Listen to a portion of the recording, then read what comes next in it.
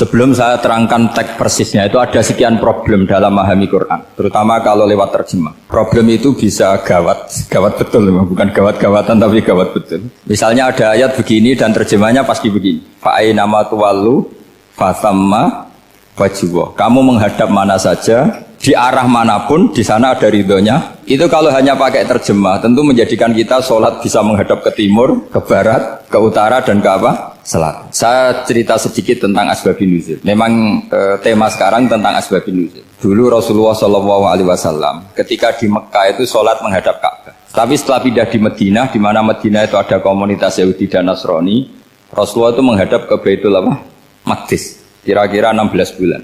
16 sampai 17 bulan. Semua riwayat itu kisarannya hanya 16 sampai berapa? 17 bulan. Sehingga orang Yahudi itu bilang begini, Muhammad ini baiklah, meskipun dia membawa agama baru tapi kiblatnya masih ikut kita, masih baik kan. Setelah 16 bulan Nabi diperintahkan Allah untuk menghadap ke Ka'bah. Awal liwajhaka syatrul Masjidil Haram. Maka orang Yahudi itu berontak. Berontaknya adalah kiblat mereka ditinggalkan. Cara berpikir orang Yahudi itu kiblat mereka ditinggal. Sehingga mereka bilang mawallahum an qiblatihim allati kanu 'alaiha. Apa yang menjadikan umat Islam berpaling dari kiblat Baitul Maqdis. Kemudian mereka provokatif betul. Ini perlu diperjelas. Provokatif. Bilang begini.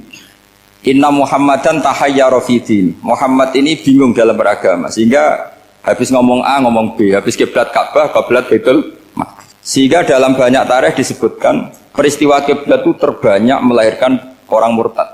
Orang yang keluar dari Islam gara-gara provokasi orang Yahudi. Muhammad tahayyara fi dini. Muhammad itu bingung dalam menentukan pilihan apa?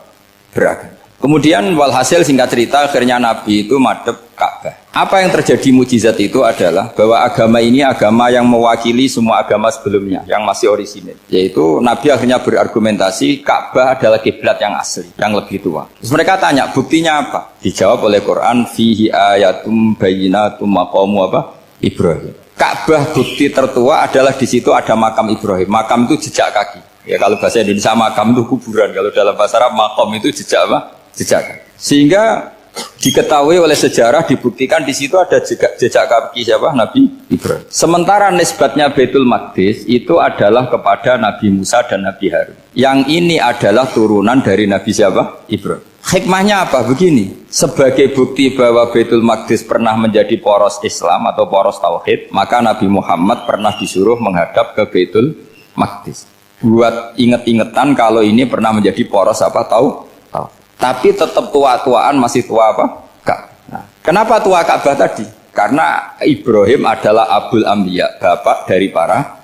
Dan di situ ada jejak kakinya. Fihi ayatum bayyinatum maqam. Bukti itu belum cukup. Dibuktikan lagi bahwa Ismail kecil itu hidupnya di Ka'bah. Kita tahu sa'i baina Safa wal Marwah adalah karena Siti Hajar sedang mencari apa?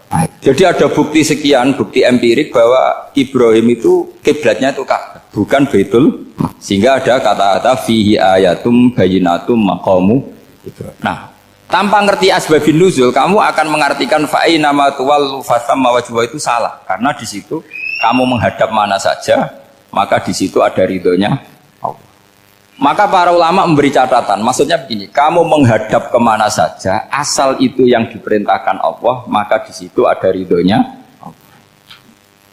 Harus seperti itu maknanya, disesuaikan dengan konteks asbabun nuzul. Tanpa seperti itu tidak bisa. Dan masih banyak lagi kepentingan tentang asbabun nuzul.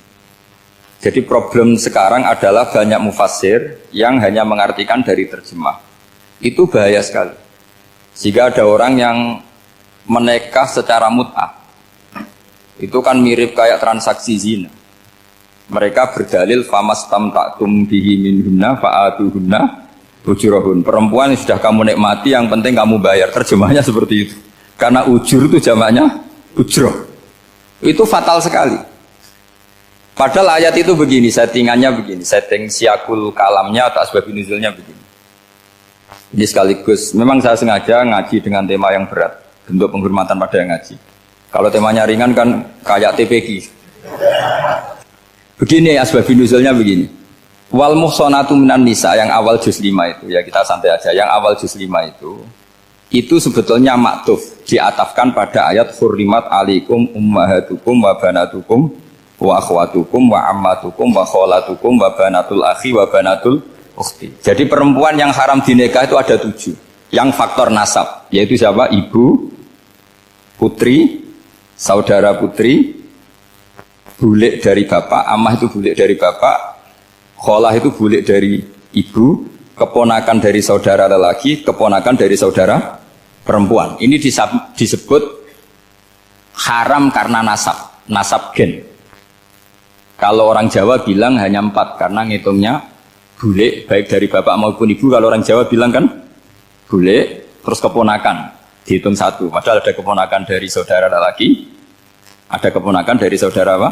Perempuan, wa banatul akhi wa banatul ukhti.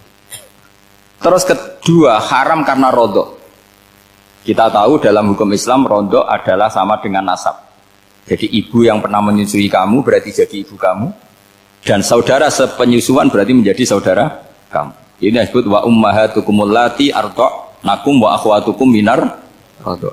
Terus ketiga, haram karena musoharoh, karena besanan. Jadi pagi ini misalnya saya nikah dengan Sri, bilang qabil tu nikaha wa taswijaha bil maril madkur. Setelah nikah dengan Sri ini otomatis ibunya dia menjadi mertua. Otomatis haram saya apa?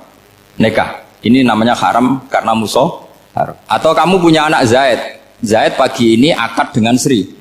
Berarti Sri adalah menantu Anda. Otomatis haram bagi Anda. Itu namanya haram karena musoharoh, karena bisanan. Itu yang disebut waroba apa haram-haram itu kan saat terus itu wa ummahatu nisaikum, apa ibu dari istri-istri kamu. Memang ini agak jelimet, tapi memang syaratnya mufassir harus biasa jelimet. Jangan hanya nyari partai ayat-ayat untuk kepentingan partai. Wah itu ngeri. Kacau Quran dipakai kampanye. Terus itu berarti sudah 3 kan, haram karena nasab, karena rodok, haram karena musoharoh. Terus yang keempat ini, haram yang bukan karena sebab pada seorang perempuan, tapi karena istri orang. Disebut wal muhsanatu minan nisa. Haram menikahi perempuan yang masih milik orang lain. Nah, orang lain yang menikahi ini, istilahnya Allah adalah lelaki yang menikahi perempuan ini adalah lelaki sing muhsinina ghairu musafihin, secara nikah yang sah. Nah, nikah yang sah itu begini dalam hukum fikih Islam. Saya nikah dengan Sri, kalau hanya akad, itu saya wajib bayar mahar hanya separuh. Jadi kalau saya janji bayar 1 miliar, berarti wajib bayar berapa? 500 juta. Kalau janjinya 100 juta, hanya bayar 50 juta. Itu yang wajib bil akdi. Nanti wajib sepenuhnya nunggu bil jima. Kalau sudah hubungan intim baru wajib 100%. Jadi kalau ada di Jawa nikah dengan seperangkat alat sholat itu yang atasannya tok itu wajib karena akad. Nanti bawahnya nunggu setelah hubungan apa? Intim. Nah, ini hukum Quran bukan hukum saya. Makanya kan wa in talaqtumuhunna min qabli an tamassuhunna, saat terus fanis suma faradtum, hanya wajib bayar setengah. Nah perempuan yang sudah diajak hubungan intim itu kata Allah fa'atuhunna ujurahun, maka wajib kamu bayar penuh.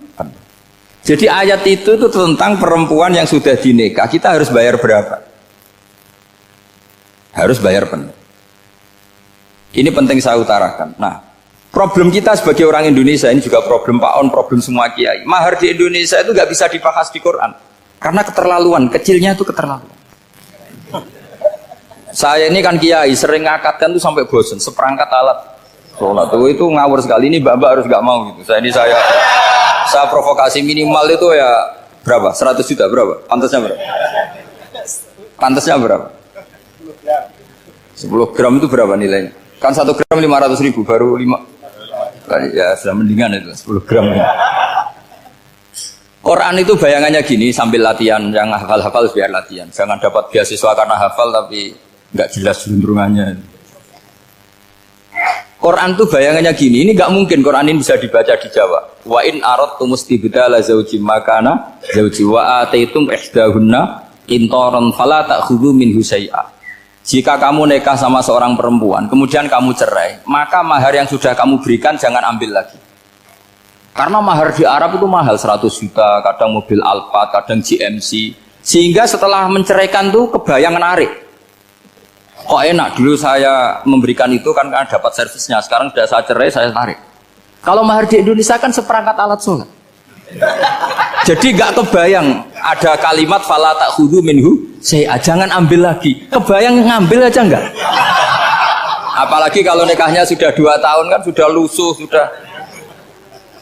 Tapi kalau di Arab itu kebayang karena mahal. Makanya orang Arab suka nikah orang Indonesia karena murah. Jadi bahasa kintoron tuh harta yang enggak ternilai. Wa ataitum ihdahunna kintoron. Kok yang enggak ternilai? Mahal betul. Itu pernah saya hitung, ada yang mahar itu 400 juta, ya sekira segitu.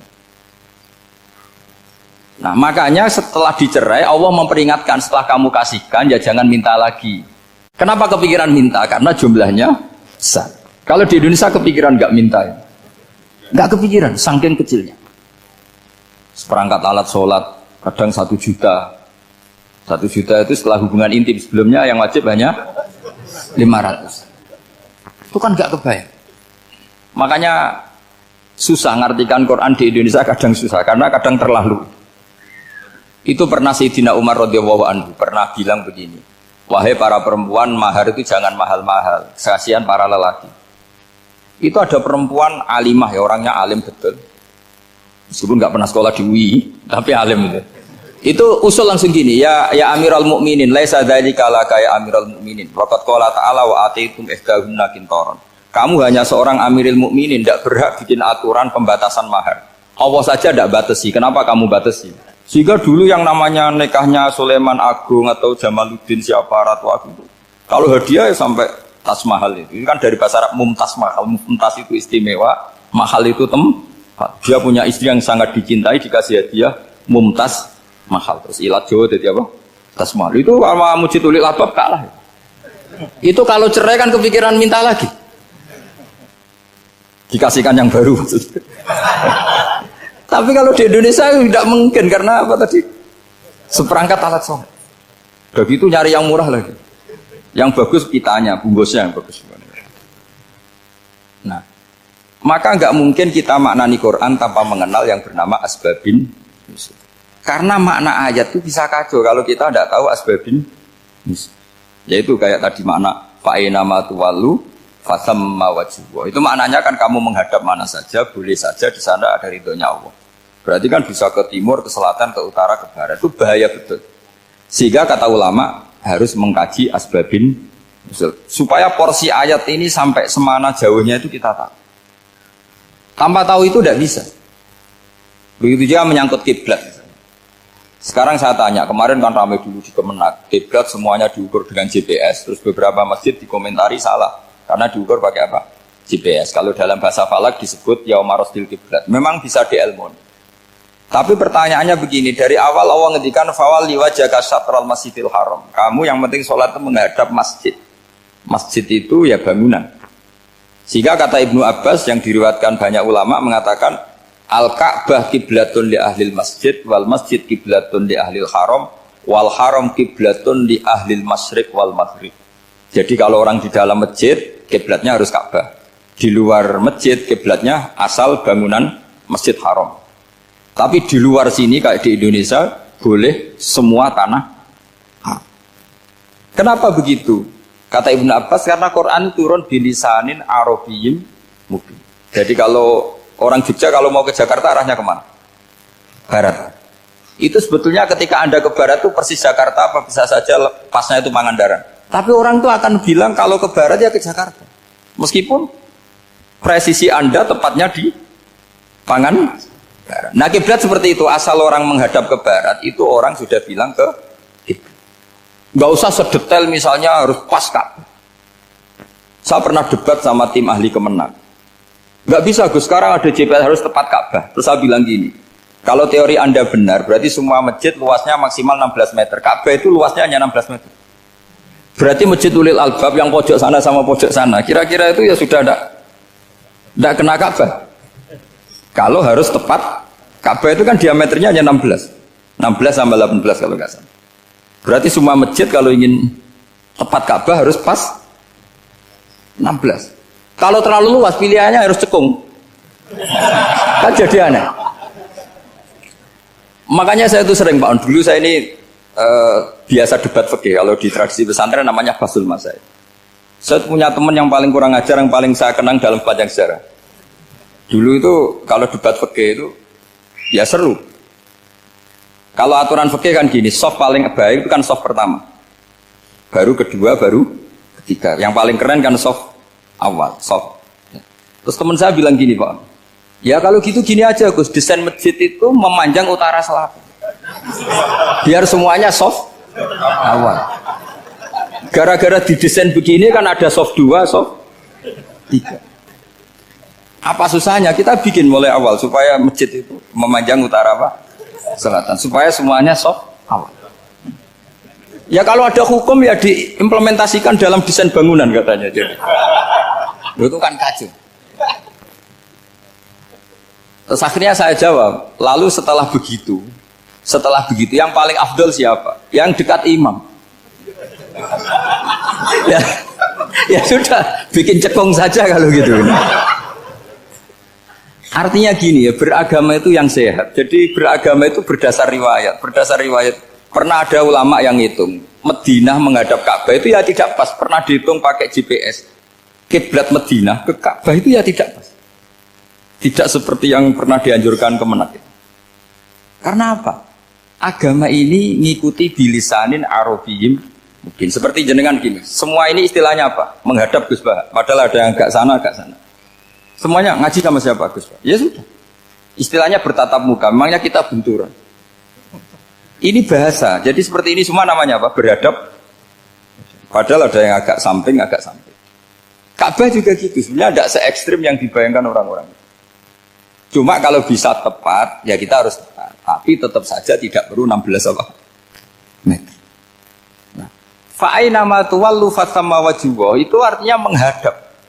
Menghadap itu menghadap arah. Makanya Allah tidak ada fawal liwajhaka nahwal Ka'bah, tapi fawal liwajhaka syatrul Masjidil Haram. Jadi ini penting saya utarakan supaya kita familiar dengan istilah-istilah Quran. Istilah Quran itu gampang sebenarnya. Kalau kita kaji itu gampang. Problem kita tidak pernah mengkaji, jadi semuanya asing. Kalau kita mengkaji itu gampang sekali. Saya punya sekian cerita betapa pentingnya mengkaji Quran. Harun ar-Rasyid itu dinasti Bani Abbasiyah. Itu pinter sekali. Ada seorang ustadz yang agak ekstrim. Itu datang ke Harun ar-Rasyid. Ya Amirul Mukminin, inni nasihun laka famusaddidun alaika. Fala tajidanna alayya fi nafsika syai'an. Saya mau nasihati kamu tapi saya mohon jangan masukkan hati. Karena nasihat ini penting. Tapi saya akan keras, vulgar, akan keras, kritik saya akan keras karena Anda sebagai Amirul Mukminin tidak becus. Apa kata Amirul Mukminin Harun ar-Rasyid? Uskut ya Ustadz. Nah, sebagai riwayat uskut ya jahil. Kamu itu Ustadz bodoh, tidak usah banyak omong. Terus kita, kenapa saya bodoh? Terus dibacakan ayat faqula lahu qaulal layyina la'allahu yatadzakkaru aw yakhsha. Inna Allaha ta'ala qad arsala man huwa khairun minka ila man huwa syarrun minni.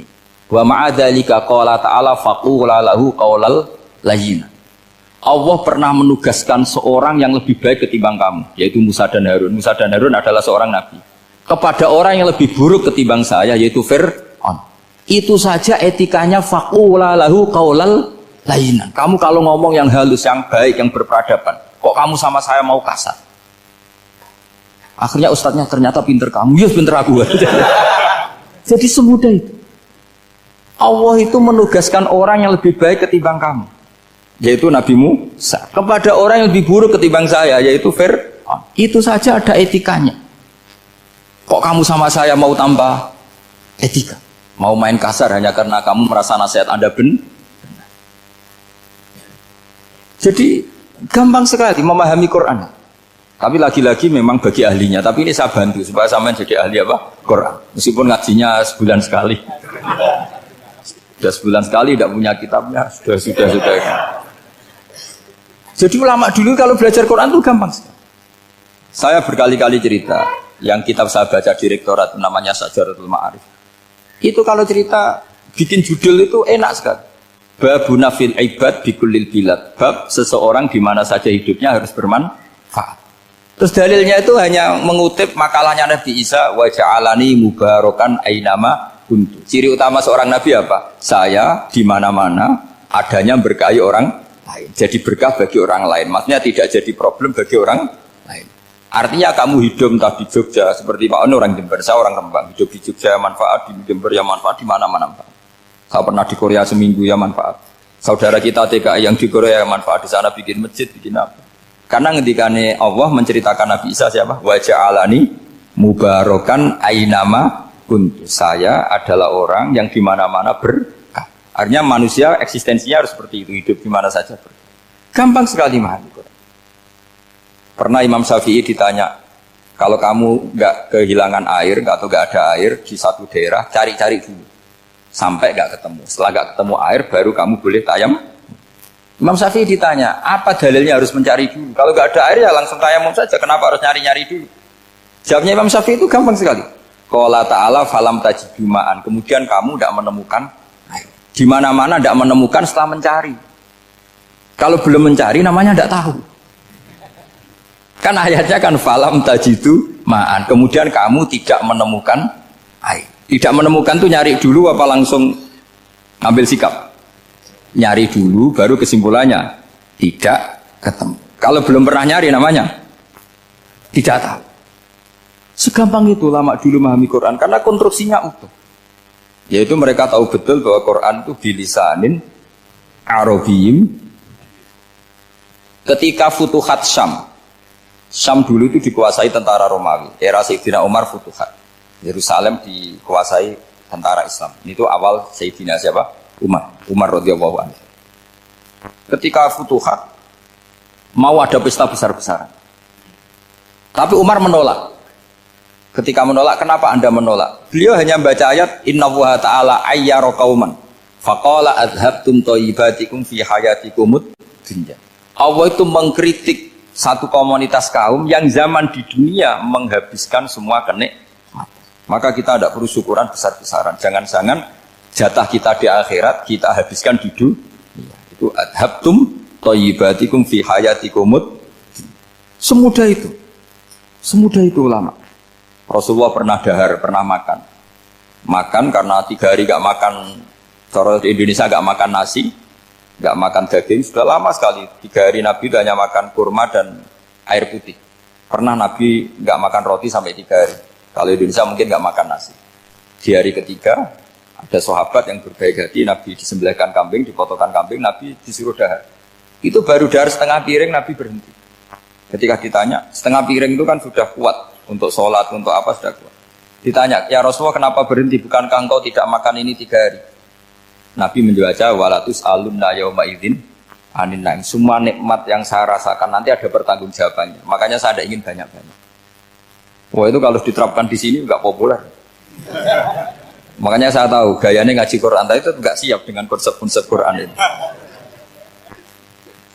Jadi segampang itu orang dulu. Nah karena apa ya itu tadi? Mereka tahu asbabun nuzul. Quran itu diturunkan dalam konteks apa? Lafat ini arahnya kayak apa? Mutlak muqayyadnya kayak apa? Muhkam mutasabihnya kayak apa? Nasah mansuhnya kayak apa? Nah sedikit saya cerita ini mungkin contoh terakhir supaya agak lama-lama, nanti bingung kalau lama. Yang bingung ya saya, bingung cara memahamkan. Jadi kalau guru itu kan bingung cara memahamkan, kalau murid bingung cara memahami.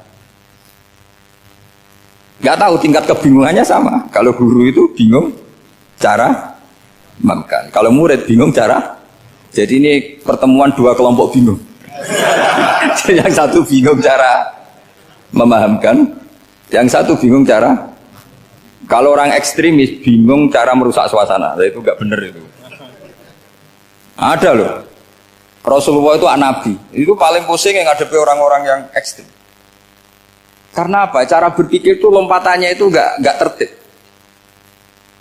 Jadi nabi itu cara berpikir itu kecerdasan nubuah, sementara orang ekstrim cara berpikir itu kecerdasan nafsu, bukan kecerdasan manusia. Kalau manusia masih baik nafsu. Misalnya begini, kalau dalam tradisi nubuah itu, saya dengan Pak Anu berteman lama, mulai tahun 2000 berapa. Itu kalau Pak Anu bertamu ke saya, harusnya tidak usah tak kasih makan. karena sudah dekat. Tapi kalau kenalan baru itu dikasih makan, disangoni. Jadi Nabi itu perilakunya agak unik. Akhirnya ada orang yang cara berpikir itu dangkal. Ya Rasulullah ini tidak fair. Yang iman lama tidak diservis, yang iman baru diservis. Cara berpikir Nabi begini, seorang Ansor itu kan sering memberi Nabi. Perjuangannya Nabi ditopang orang apa? Ansor. Donatur lah, kira-kira orang Ansor itu donatur. Donatur itu keren. Karena donatur itu artinya al-yadul ulya khairum al-yadis. Sehingga ketika Nabi sudah menguasai negara, menguasai Mekah, Madinah, sudah futuhat, itu orang Ansor tetap gak diservis. Yang diservis Nabi itu orang-orang baru masuk Islam, disebut wal mu'allafati qulubuhum atau Islam mu'allaf. Ada 1-2 orang yang protes, tentu yang gak pinter. Bukan protes pasti tidak pinter. Wong iskal-iskalnya sendiri, otaknya gak sampai-sampainya sendiri, orang lain disuruh jawab. Makanya di sini tidak ada tanya jawab, nanti iskal-iskal kamu sendiri, bingung-bingung kamu sendiri, saya disuruh jawab. Berarti Gus Pak gak mau ditanya, ya memang gak mau, karena tadi jawab sendiri aja, nanti pinter sendiri, kapan-kapan pinter sendiri. Akhirnya tanya begini, cara tanya gini, ya Rasulullah, ini gak fair. Orang sudah Islam lama setelah negara terbuka milik Anda, setelah kita menang, setelah kita menguasai negara, tidak kamu servis. Sementara yang baru Islam kamu, Nabi itu bertanya senyum-senyum, rileks saja. Lama-lama tambah ekstrim pertanyaannya. Kata Umar, ya Rasulullah saya beri izin untuk membunuh orang ini. Umar itu pikirannya karena mangkel lo Nabi. Nabi jangan. Kalau kamu bunuh, nanti apa kata orang banyak? Inna Muhammad dan yaqtulu ashabah. Dikira Muhammad membunuh sahabatnya sendiri. Nabi masih mendengar. Komplainnya masih mendengar. Lama-lama Nabi memberi penjelasan. Kamu ini orang Ansor. Kamu biasa memberi saya, memberi dana perjuangan. Memberi itu hebat. Saya tidak ingin menurunkan grade Anda. Grade sebagai pemberi, berarti kelasnya elit. Sekarang menjadi penerima. Itu tidak bagus. Itu betapa Rasul ini namanya kecerdasan nubuah. Kalau orang biasa memberi, biar memberi saja. Supaya dia tetap heroik, tetap patriotik, tetap keren. Karena mentalnya Jangan sampai dari mental memberi, kemudian mentalnya peminta. Jadi kalau Pak On jadi tim suksesnya Pak Jokowi itu ya tidak minta-minta. Kalau dulu kampanye ya kampanye saja. Biar memberi terus nggak pernah minta. Meskipun akhirnya ya gelong. Tapi Nabi dulu tidak gitu. Jadi orang Ansor itu nggak pernah diservis.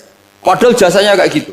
Supaya kelasnya tetap kelas elit, yaitu pemberi, penanggung jawab. Nabi nggak ingin orang Ansor turun grade menjadi penerima. Orang-orang yang cerdas nubuah menerima konsep Nabi seperti itu.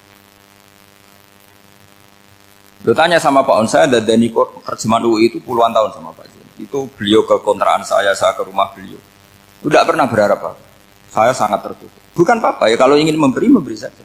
Kontribusi saya pada Al-Quran. Saya tidak kepikiran mendapat. Supaya heroik. Tapi orang-orang yang cerdas amatir tadi, ini gak fair. Wong yang memberi lama kok dapat servis sedikit. Nah, sekarang itu problem zaman akhir sudah mulai seperti itu. Nah, orang ini namanya Dzul Khuwaisirah. Ini yang nanti punya anak turun Khawarid. Khawarid itu orang yang ibadahnya hebat, tapi cara berpikir tentang nubuah salah. Orang lagi Khawarid itu orang yang ibadahnya hebat, tapi cara berpikir nubuah. Nubuah itu unik. Nubuah itu cara berpikir tadi. Apa ya? Melihat sesuatu yang benar biar benar terus itu. Yaitu tadi, mental memberi itu ya biar memberi terus, tidak usah di-share. Maka ketika Abu Bakar jadi khalifatul Rasulullah, itu ada sistem kepegawaian. Itu gajinya Umar yang sudah Islam lama, gajinya Abu Bakar yang sudah Islam lama. Itu sama Abu Sufyan sama, padahal Islamnya Abu Sufyan baru setelah Fatih Mekah, kira-kira baru setahun. Terus diprotes sama orang-orang, ini Islam lama kok gajinya sama Islam yang baru setahun kok sama. Kata Abu Bakar, fadailuhum indallah, mereka punya kelebihan Islam lama itu indallah, nanti balasannya biar surga. Kalau di dunia sesuai profesinya. Artinya profesi kalau penjaga kantor ya berapa, kalau dosen berapa, pokoknya ya sudah. Dan itu diterima oleh sahabat, semuanya menerima konsep itu. Era Umar agak dibalik. Abu Sufyan kira-kira gajinya 1 juta, yang lainnya yang menangi Nabi mulai awal gajinya 10 juta. Ditanya, ya Umar, kenapa ini jadi rubah seperti kebijakan Abu Bakar, tidak seperti Abu Bakar? Jawabnya Umar lucu. Fa wa la usawwi baina man qatala Rasulullah wa baina man qatala ma'a Rasulillah. Demi Allah saya tidak akan pernah menyamakan orang yang dulu merangi Rasulullah yaitu Abu Sufyan dengan orang sing selawase dari anak Rasulullah yaitu Sayyidina Ali dan sebagainya. Ini penting. Artinya ketika gajinya orang saya seperti Ali radhiyallahu anhu itu tinggi itu bukan karena lamanya Islam, tapi karena lamanya iman. Jadi mulai dulu ijtihad itu ada dan dulu dia biasa saja. Karena tadi ada kecerdasan nubuah. Saya ulang lagi, ada kecerdasan apa? Sekarang itu kecerdasan tomak atau kecerdasan nafsu. Itu kalau sampai ngaji kitab tasawuf, itu bab bakhil itu tidak ada. Menurut kitab tasawuf, medit itu tidak ada, kikir itu tidak ada. Yang ada itu tomak. Tomak itu berharap dikasih orang lain. Sampai pernah nggak bilang kalau artis-artis di Jakarta kikir? Tidak pernah kan? Karena kamu tidak pernah ingin diberi. Tapi kalau kamu punya pacar karena kenal tidak pernah ditraktir, oh pacar saya kikir. Karena kamu ingin diberi. Pernah nggak kamu ngukumi orang lain kikir yang nggak kenal? Padahal tidak pernah memberi kamu. Apa kak? Karena kamu tidak pernah ini. Coba sekarang kamu saya tanya, ini latihan cerdas. Definisi kikir itu apa tuh Pak? Nggak pernah memberi kamu kan? Artis-artis Jakarta, tokoh-tokoh nasional pernah nggak memberi kamu? Enggak kan? Tapi tidak pernah kamu vonis kikir karena kamu tidak pernah tomak.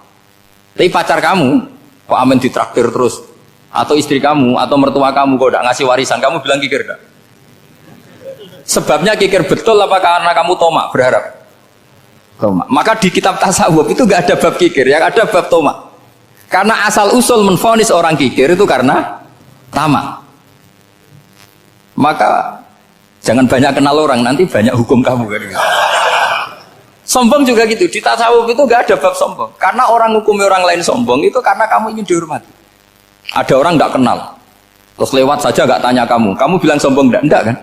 Tapi kalau kenal, oh sombong betul, kenal enggak tanya kan gitu. Jadi tasawuf itu sisi unik dari khazanah Islam. Makanya di tasawuf itu enggak ada kritik terhadap kikir. Ya tentu kikir itu buruk, pasti ya kikir itu buruk. Tapi enggak perlu dikritik. Jangan-jangan yang salah kamu. Mau kenal Pak On di PPAI terus ingin jadi sekretarisnya, terus ingin kenal Pak Jokowi ingin jadi menterinya, nanti kenal rektor ingin jadi pegawainya. Ketika gak diturutin bilang Pak Rektor kikir. Tapi orang lain ya kak pernah berharap, mungkin gak menvonis Pak Rektor atau Pak On ini kikir, enggak kan? Berarti vonis kikir itu status orang itu apa gak kesampaian niat kamu? Memang agak jelimet ilmu tasawuf itu, tapi itu unik, itu bagian dari khazanah apa? Islam. Makanya Rasulullah itu sering isti'adah minta perlindungan wa min toma'in fi ghairi matma'in. Ya Allah, saya tidak ingin berkeinginan yang tidak layak. Karena semua dunia ini dimulai dari keinginan. Ya Pak, kamu protes negara itu karena apa? Ingin makmur, sejahtera tanpa kerja, sehingga nyalakan menteri keuangan, menteri ini itu. Makanya kalau guyonannya ulama tasawuf begini, tak beri bocoran. Guyonannya orang tasawuf, begini guyonannya. Anta lam tajid min nafsika kullama turid fa kaifa turidu min ghairika kullama turid. Kamu yang punya keinginan saja tidak bisa memenuhi apa yang kamu inginkan. Kenapa keinginan itu kamu timpakan ke orang lain untuk memenuhi kamu? Wong kamu yang punya keinginan saja tidak bisa mewujudkan. Kenapa keinginan Anda kamu timpakan, bebankan orang lain untuk memenuhi keinginan Anda? Misalnya kamu, Gus saya ini goblok, tolong pinterkan. Wong kamu yang ini saja tidak bisa. Kok menyuruh saya? Jadi kalau tiap tasawuf itu unik. Seperti kamu mencintai istri tulen, itu ingin kan dicintai istri tulen. Kamu sendiri kan nggak bisa cinta tulen, masih pelengahan sana sini. Kamu pacaran, ingin pacar kamu setia. Ternyata kamu bikin sekian alternatif. Kalau putus ini punya ini, putus ini. Tapi kamu ingin ini setia, kan nggak fair. Makanya guyonanya orang tasawuf itu anta lam tajid min nafsika kullama turid fa kaifa turidu min ghairika kullama turid. Gampang tuh apalah nih, pokoknya ratrit gitu aja gampang. Jadi kamu yang punya keinginan saja tidak bisa memenuhi. Kok orang lain disuruh memenuhi. Sehingga orang tasawuf itu malu betul. Misalnya saya kok ingin Pak On takdim sama saya itu kurang penggawean. Kalau saya ingin ditakdimi saya menakdimi diri saya sendiri. Makanya berbahagialah orang yang ngilu terus saya ganteng sendiri ya Allah. Saya kaya sendiri. Menunggu orang lain bilang kamu kaya itu repot. Menunggu orang lain bilang kamu hebat itu, ya sudah bilang aja ya Allah saya hebat, ya Allah saya ganteng, ya Allah saya cantik. Daripada menunggu orang lain bilang apa? Cantik. Jadi ilmu tasawuf itu unik. Jadi kalau fikih itu yang dikritik itu kikir. Kalau tasawuf enggak toma. Karena orang yang kamu vonis kikir itu jangan-jangan tidak kikir tapi mementingkan yang lebih penting. Misalnya ada teman yang tidak pernah nakdir kamu, ternyata punya ibu sakit, uangnya dianggarkan untuk ibunya yang sakit, atau anaknya sekolah, atau keluarganya masih butuh biaya, ya, sehingga sama teman dia kikir. Hakikatnya kikir apa mementingkan yang penting? Tapi kamu karena nggak pernah ditakdir menvonis kikir. Nah, ini pelajaran. Jadi makanya yang dianteni ilmu tasawuf itu toma itu kalau dalam bahasa Indonesia, bukan kikir. Karena vonis kikir itu akan disematkan orang yang tidak kesampaian hajatnya. Pokoknya bapak saya itu, keluarga kiai itu ajarannya itu, yang penting jangan berharap dari orang lain. Ini Pak On saksinya, saya dulu benahin terjemah itu nggak pernah ini diperlakukan seperti ini. Ya ngaji aja. Karena pikirannya keluarga kiai itu sederhana. Kalau ngamal ya ngamal saja. Ngamal itu heroik. Makanya buyut-buyut kita semua ini kan pahlawan semua. Membela negara Indonesia jadi merdeka. Ya nggak pernah kebayang jadi presiden, menteri.